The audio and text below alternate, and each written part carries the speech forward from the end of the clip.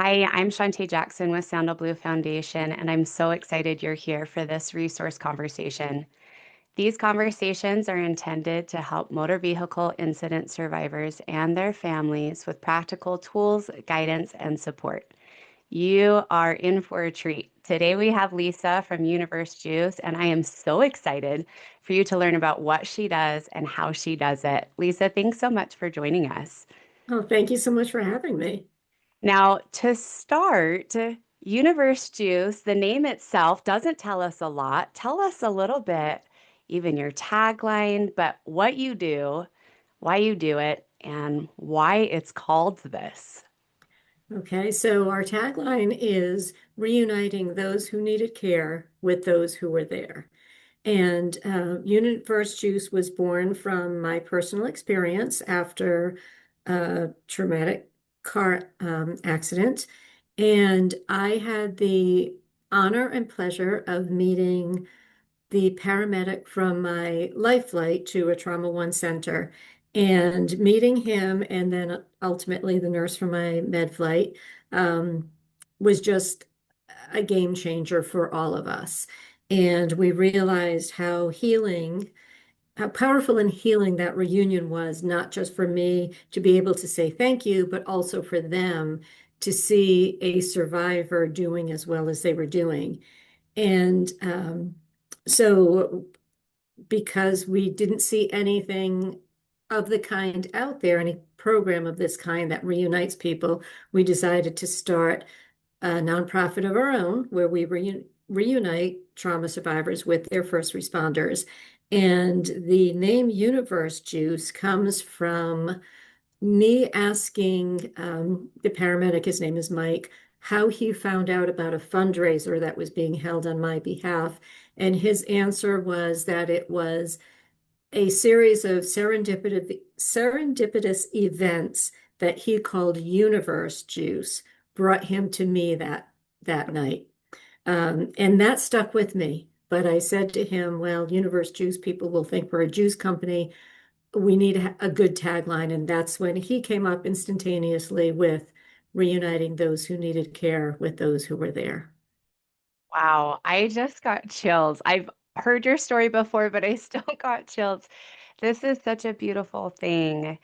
I have experienced something similar. And so when I heard about what you do, I instantly was just so excited because I think for us, and you've expressed this too, one of the most healing moments that you've experienced is this, is coming together with the person and people that were there when you needed care at that moment that was your most vulnerable, hard, dark time, and then being able to thank them, like you said, and the healing that comes, not just for you, but for them. We experienced similarly.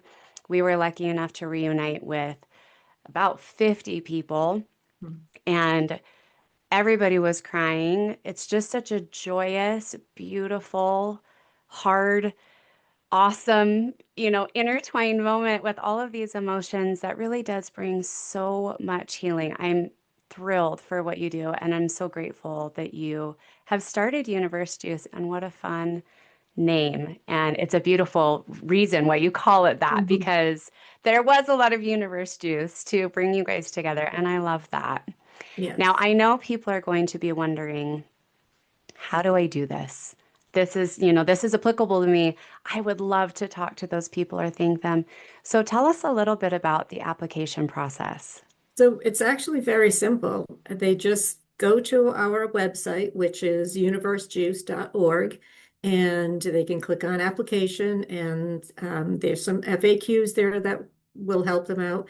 But the application process is very simple. They'll fill out the form, they obviously their contact information. They will need to give us as much information about the incident as possible, date, time, if possible, location. If they have a police report or some kind of report that has some details, that's very helpful. But as many details as they can give us as possible is wonderful. So the application process is actually, the application itself is fairly short. Just give us the information, but there are waivers, disclaimers and waivers that they have to accept.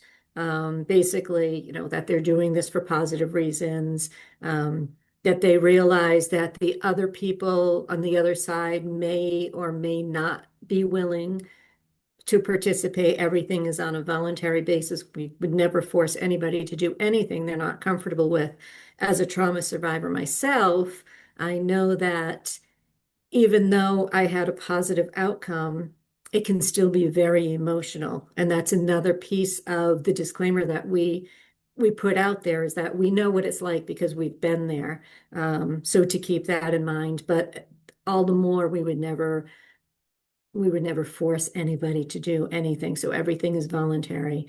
And then once they hit submit, the application comes to me via email.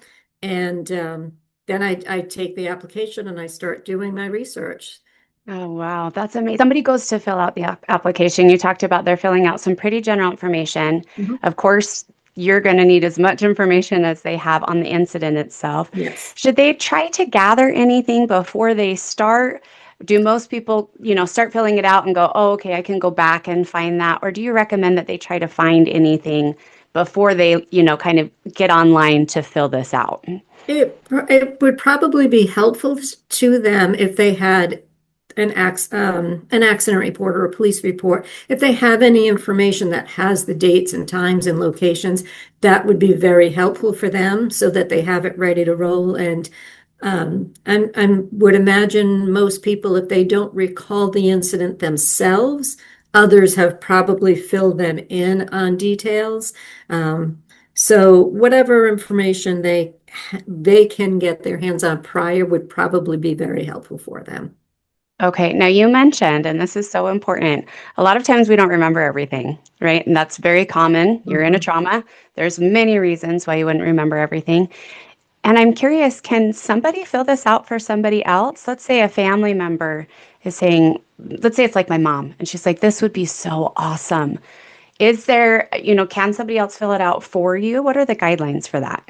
Absolutely. And we we actually ask that on the application form. Are you filling this out for yourself or someone else? The person does have to be at least 18 years of age to fill it out.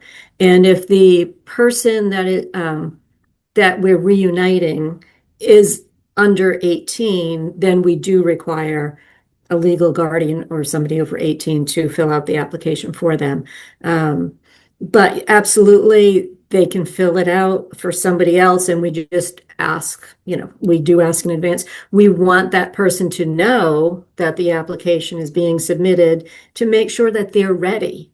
Yeah. And as you know, you have to be ready, and that's is different for every person. Every one of our trauma situations is different.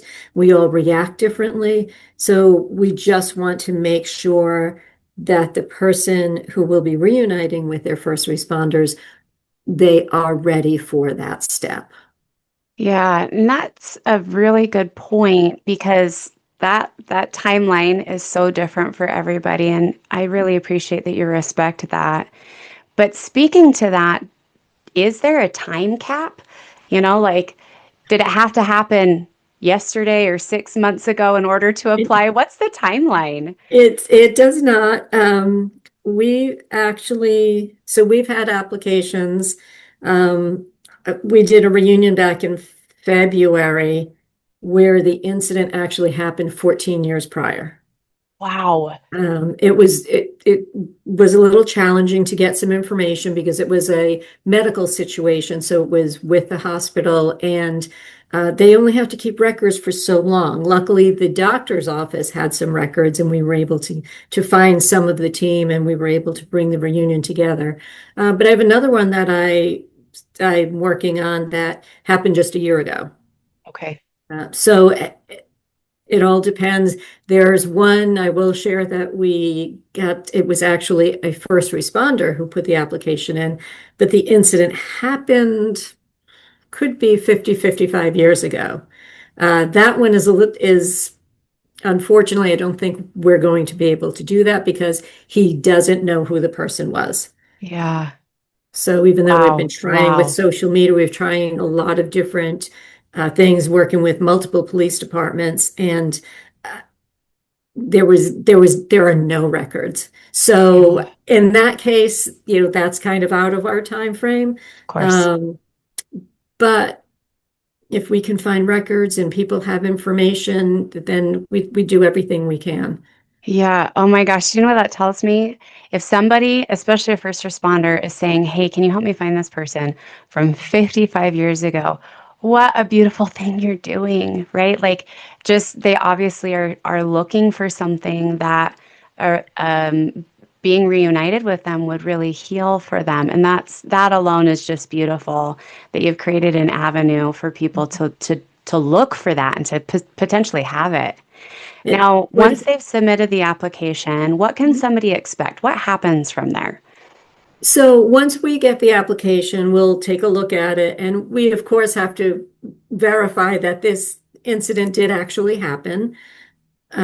And what we do then is we will reach out to the chief of whichever department. And sometimes we have to look to see, well, which departments did actually, which organizations responded, which city or town or county or whatever it may be called in that area. I'm working on one in San Francisco and started with one county and realized and came to find that it was in a different county and we found them.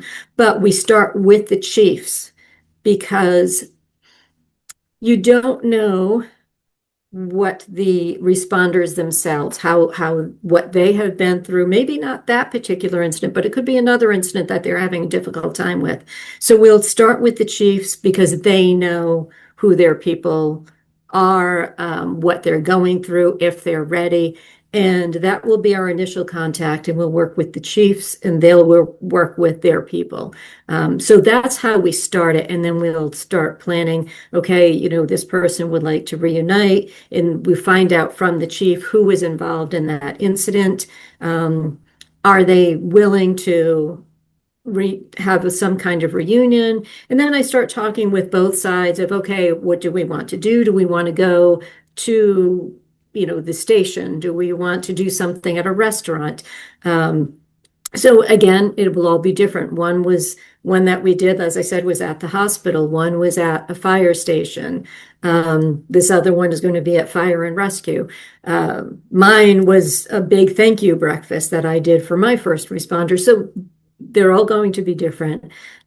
So we start doing it. That's a lot of back and forth to coordinate the dates, the times, what we're going to do, where we're going to do it, and all of that. And then we'll also, as long as everybody is on board, we'll put a media alert out that this is happening. The media loves the good stories, which is great for us. Yes. Um, and hopefully we can get some media coverage, which we've been pretty successful with, I'm happy to say.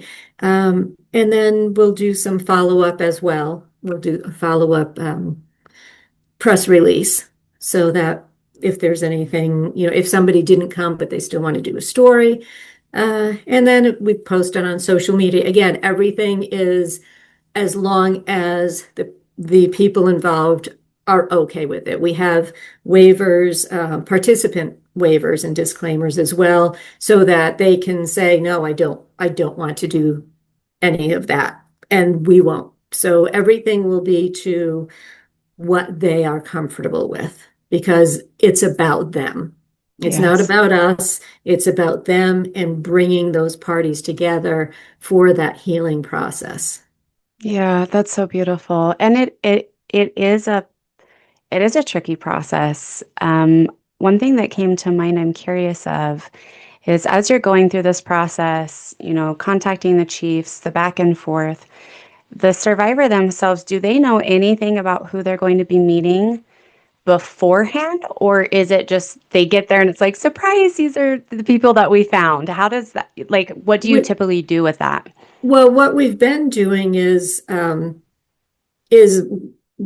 knowing, saying that, okay, that this is who's coming. If the person doesn't want to know, we'll make it a surprise. But so far it's been, okay, we found these people, and we'll give information. Again, everything is based on yes, it's okay to share my name. Yes, it's okay to share this. And unless otherwise it's confidential. But obviously if they're going to meet, they're going to find out. But so far it's been okay, I'll say, okay, well, I found them, and there are some people that will be doing it and some won't. And I'm saying some won't. There was one reunion that we did that was actually two daughters who lost their mother, Wow. and in a very horrific car accident. Um, and it was about 4 years after that the daughter said, "I would like to do this," and that one was very, very emotional. They were all Yeah. emotional, but this one was on a very different level. So we knew, and I told her in advance, some of the first responders may not be able to do this. And we'll respect that. And that's why it's always everything is voluntary. But we did have some that wanted to show up, and they did. Mm. And it was wonderful. There was one responder in particular who now has a new relationship with the daughters. And Oh. actually, Oh. at first he was very hesitant to join us, but he did, and he's a police officer. He was off duty at the time, and when he came, there were about five or six other people from his police department that came to support him, which was amazing. Oh, So wow. the support all around was incredible. And like I said, and he did say afterwards he was so glad that he did it, even though it was a very difficult situation. It has become something positive for him, and he's now able to help others by helping us.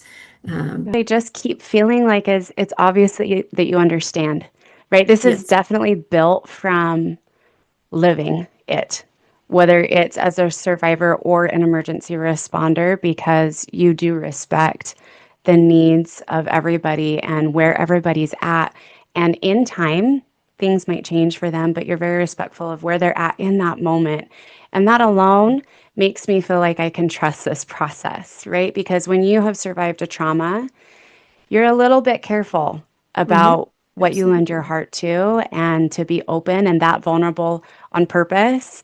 You have to Hmm. feel like you really can trust the process of what's going to happen in order to jump into it, so to say. And it's obvious that you do that. And it just really it makes me emotional, but it really does just speak volumes that you've been through this and that you Hmm. understand and that you're working with professionals that are willing to speak a truth of what they go through Hmm. in order to lend wisdom that kind of goes across what everybody may have experienced and that you're really respectful and honor what it is that they've been through. So thank you for that. I really Well, it's thank a you. really beautiful thing.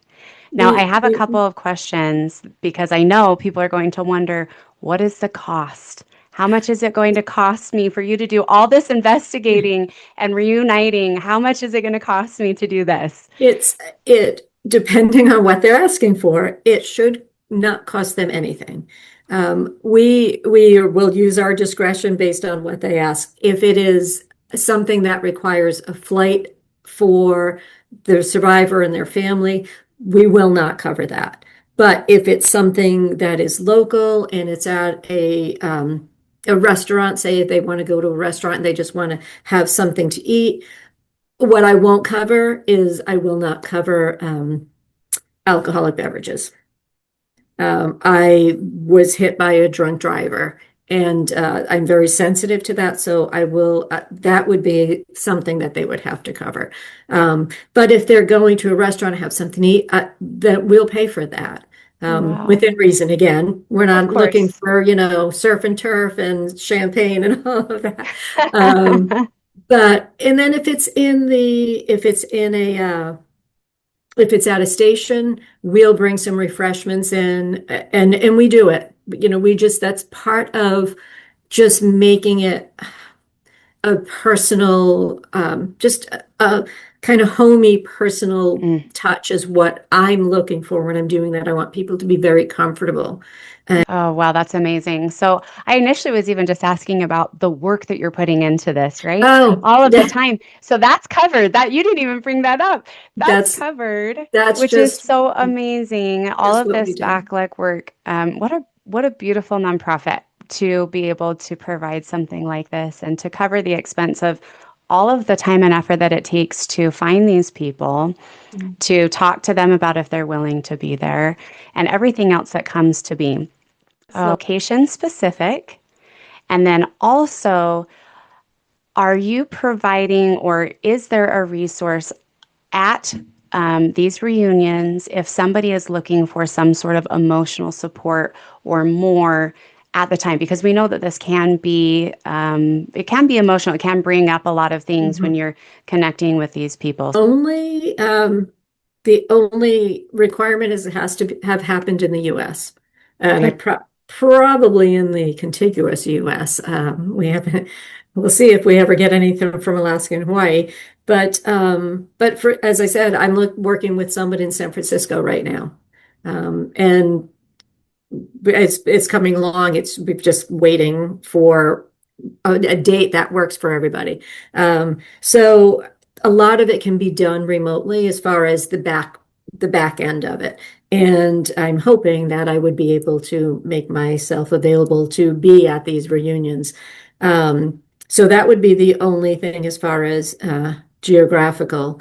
In terms of someone being there, we would, and again, every situation is different. We want to make sure that the person themselves, that they are ready and, make sure that maybe they speak with, if they're seeing somebody, seeing a therapist, to make sure that they have the conversations beforehand.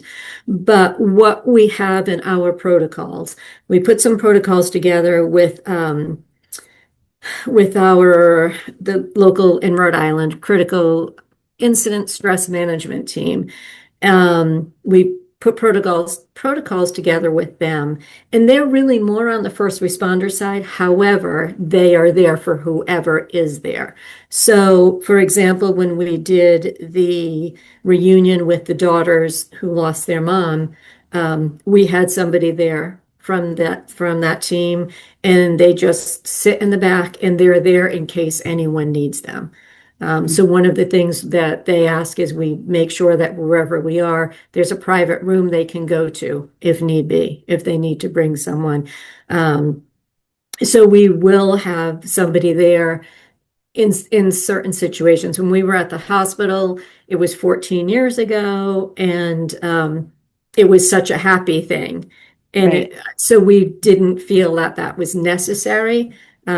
But in other situations, anything that is that involves first responders, we will work with the organization to ask if in Rhode Island we know we have it, but when we do it in California, I will talk to them and make sure, can we have someone available? So I'll work with the different organizations, because I think it's important, because even if it's a positive situation, you can still have a reaction that you don't expect. And I Absolutely. experienced that myself. So I understand that. Um, Yes. so Well, that's and why I we feel it's important to have someone there.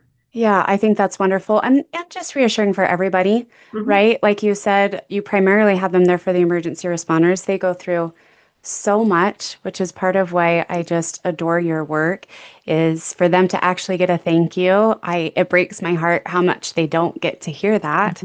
Mhm. And for them to be able to hear a thank you for the work that they did, even if life was lost, that people just appreciate the Mhm. effort, the heartache that they go through, the trauma, the never Mhm. ending trauma that they're experiencing in their day to day work. I mean, it's just a normal Tuesday afternoon for them. And for them to be able to know that if they come to this and it is a sensitive situation, that there is somebody there just in case and that they can utilize that if they need it. This is Right. so beautiful, Lisa. I really appreciate you. Before we close up, is there anything that I didn't ask or anything you would like to share everybody with? Um, well, They said, I know what it is like. I know how healing it is to say thank you.